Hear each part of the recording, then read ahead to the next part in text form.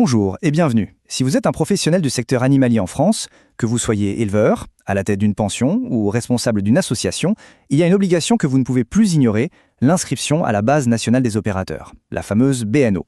Alors qu'est-ce que ça change concrètement pour vous? C'est ce qu'on va voir ensemble. La question est directe et elle est essentielle, parce qu'aujourd'hui, la réponse à cette question conditionne tout simplement votre droit d'exercer. Ne pas être inscrit, c'est se mettre hors la loi. Forcément, face à cette nouvelle règle du jeu, on peut se sentir un peu perdu. C'est tout à fait normal. C'est pourquoi dans les minutes qui suivent, on va décortiquer pas à pas tout ce qu'il faut absolument savoir pour être en règle. Pour que tout soit bien clair, on va suivre un plan très simple. D'abord, on va définir ce qu'est la BNO. Ensuite, on verra qui, très précisément, est concerné. Après, le côté pratique, comment on s'inscrit. On regardera aussi d'où vient cette réglementation et on terminera avec ce qui intéresse tout le monde, les contrôles et les obligations.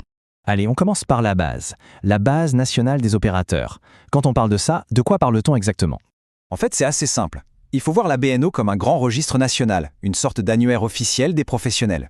L'idée derrière, c'est de pouvoir identifier clairement qui fait quoi et surtout de renforcer la responsabilité de chacun pour garantir la traçabilité et le suivi sanitaire des animaux. Bon, maintenant la question que tout le monde se pose, est-ce que ça me concerne? Pour le savoir, il faut bien comprendre deux définitions clés. Le premier terme important, c'est celui d'opérateur. Un opérateur, c'est la personne, physique ou morale, donc ça peut être une entreprise, une association ou même un auto-entrepreneur, qui est légalement responsable de l'activité. Le deuxième concept, c'est l'établissement. Là, on parle du lieu physique où se déroule l'activité, un élevage, un refuge, le domicile d'une famille d'accueil. Et ce qui est crucial de comprendre, c'est qu'un seul et même opérateur peut gérer plusieurs établissements. Alors, qui doit s'inscrire concrètement? Eh bien, la liste est très large, justement pour n'oublier personne. Ça va des éleveurs, y compris ceux qu'on appelait les dérogataires, aux pensions et aux fourrières. Bien sûr, les refuges sont concernés et, attention, point très important, les associations et toutes leurs familles d'accueil doivent aussi s'enregistrer. Et enfin, les animaleries sont également dans la boucle. Ok, maintenant qu'on a identifié si on est concerné, passons à la pratique. Comment est-ce qu'on s'inscrit? Rassurez-vous, le processus est bien balisé en quelques étapes claires. Tout commence par un papier, un document officiel que certains connaissent déjà, le formulaire CERFA. C'est la porte d'entrée administrative, le document qui va officialiser votre activité auprès des services de l'État. Le processus se déroule en 3 temps. D'abord, on remplit cette fameuse déclaration CERFA, ensuite on va sur la plateforme en ligne pour créer son profil d'opérateur, et enfin on enregistre chaque lieu d'activité comme un établissement distinct. Et où est-ce qu'on fait tout ça? Eh bien, tout se passe en ligne. C'est entièrement dématérialisé.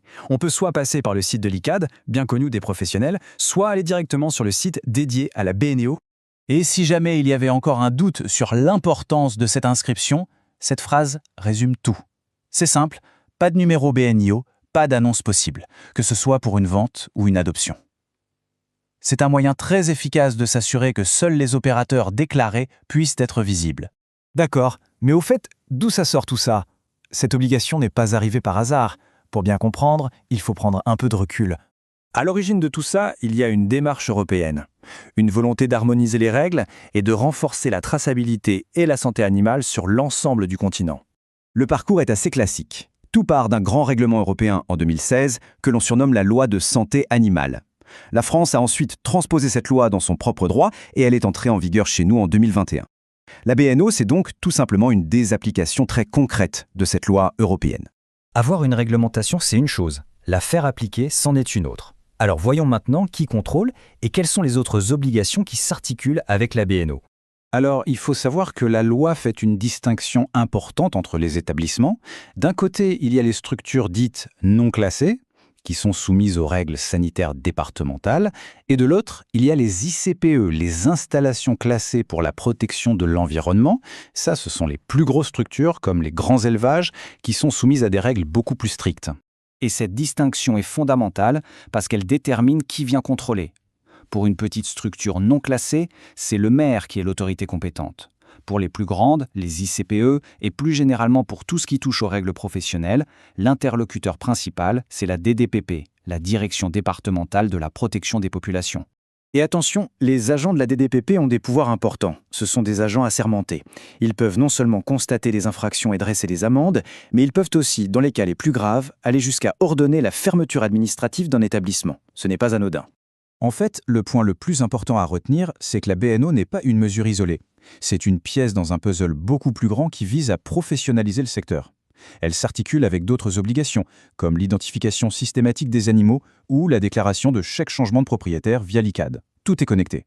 En conclusion, on le voit, la BNO est bien plus qu'une simple formalité administrative. C'est un outil qui vise à structurer, à clarifier et à responsabiliser tout un secteur. Alors, la vraie question pour demain, c'est de savoir comment cet outil va réellement transformer les pratiques et, on l'espère, améliorer durablement le bien-être animal en France. Merci de nous avoir suivis.